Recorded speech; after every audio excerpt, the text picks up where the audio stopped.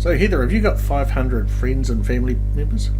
Well, I've got quite a few friends, but I don't think they'd number 500. Is that a magic number? It is if you want to register a political party. That's quite of a lot. course. Yeah, it is. Yes, to be registered with the Electoral Commission, you do have to have 500 paid-up members. That's right. Yep. So today we're going to introduce the parties that are contesting election 2020 in New Zealand. I'm Simon Ewing-Jarvie. And I'm Heather Roy. So we've got how many parties? 18. There are 18 registered. If you go to the Electoral Commission website, you'll see there's 18 registered. There's one that we know wanted to be registered but sort of missed the boat. We'll come to that. Righto.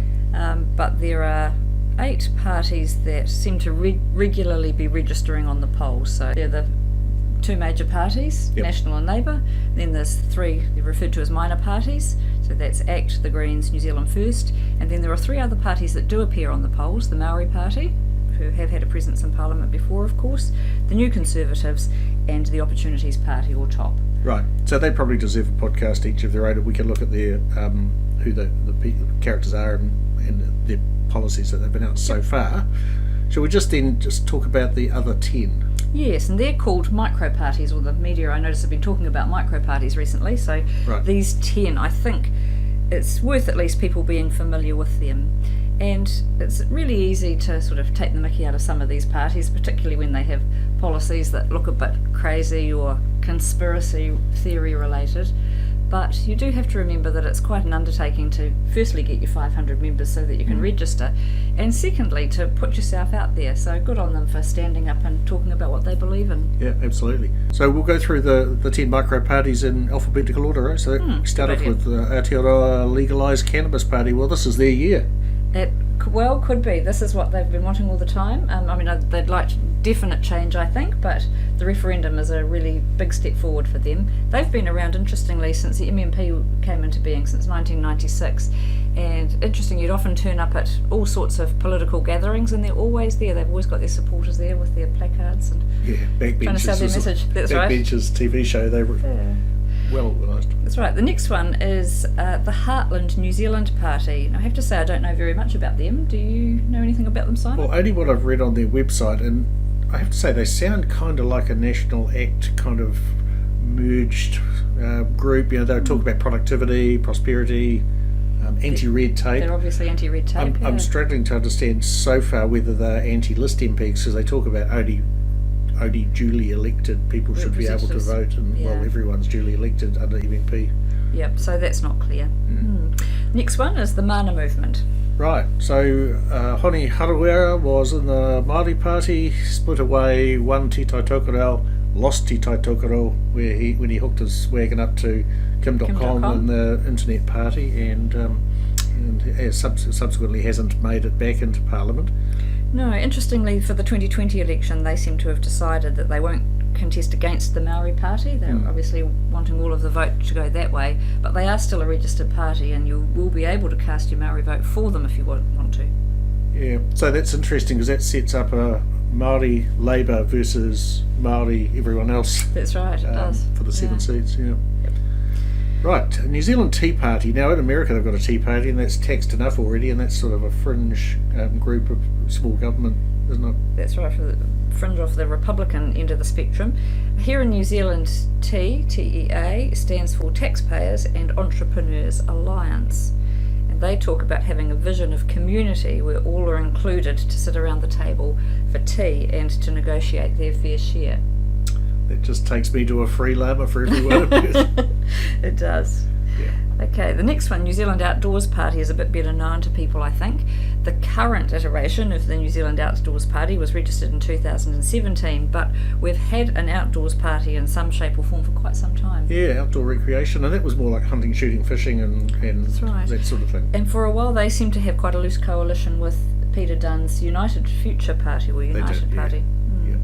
So this version of the Outdoors Party looks more like a green kind of access to sustainable environment kind of thing. Much more environmental in nature, that's right. Right, and then we've got the One Party. Whose logo is really interesting. It's holding up one finger. One finger. Yeah, one God. Yeah. They're obviously a Christian party, and They talk about their 1 million Christians voting in one accord to create a kingdom shift. Well, there's been a few attempts by Christian groups and the Christian Coalition came as close as anyone, but they fell a little short of 5%. That's right, they got 4.7% of the vote and never managed to get into Parliament unless some of those candidates had been part of bigger parties before. Yeah. Okay, who we got next? The Sustainable New Zealand Party. This is the party that Vernon Tava announced probably about 12 months ago, I think. At least, yeah. And I thought that if they managed to sort of get together and be a bit of a force, they could do quite well, because they sit, if you look at the political spectrum, they sit at the free market end, but are very strong on green type policies or environmental policies, and I think there is a real constituency for that group. However, they really haven't been very visible. They're not polling, so I think that they well and truly do now fall into the micro parties. Yeah, which is a shame. You're right, there is a space on the political spectrum.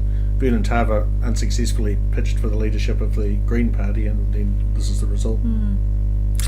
Now, the Advanced New Zealand Party, which probably people will recognise as a name because Jamie Lee Ross, the MP who did battle with Simon Bridges and lost, left the National Party, decided he would stay as an independent type candidate in botany, but formed a party, the Advanced New Zealand Party.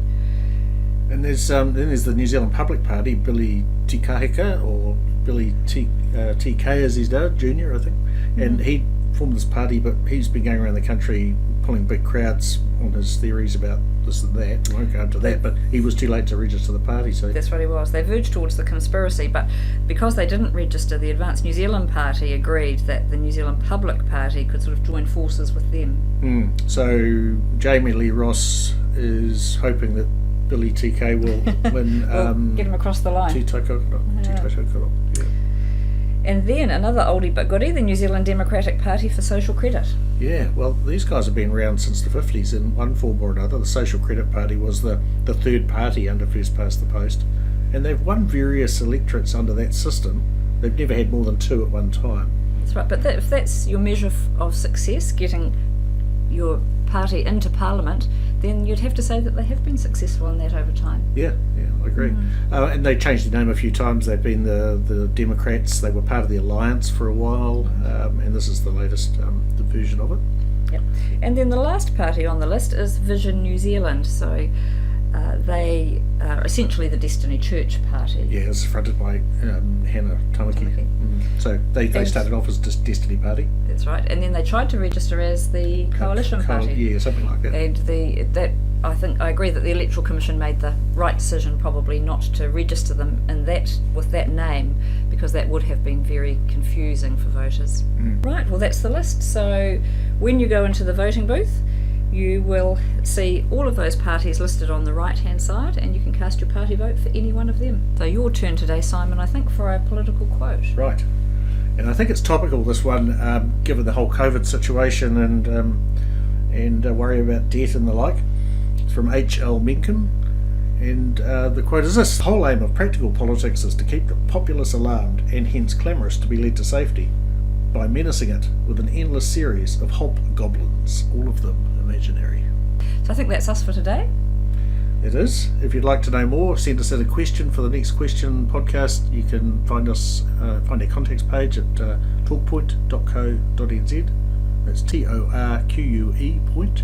We're also on all the big social media channels: Twitter, LinkedIn, YouTube, Facebook. I'm Simon Ewing-Jarvie. And I'm Heather Roy. We'll talk to you soon.